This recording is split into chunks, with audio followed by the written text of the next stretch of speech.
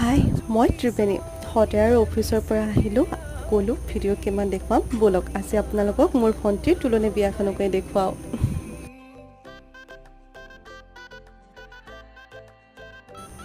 এইফালে ভণ্টি আৰু মই ৰাতিপুৱা ৰিলছ এটা বনাবলৈ প্ৰেক্টিছ কৰি আছিলোঁ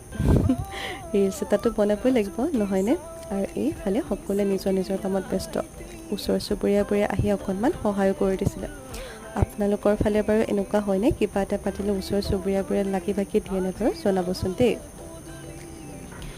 এইফালে আকৌ ভণ্টিয়ে মেকআপ আৰ্টিষ্টৰ পৰা মেকআপ লৈ আছিলে আমাৰ সময়তে মায়ে মেকআপ কৰি দিছিলে ঘৰতে আৰু এয়া দুপৰীয়া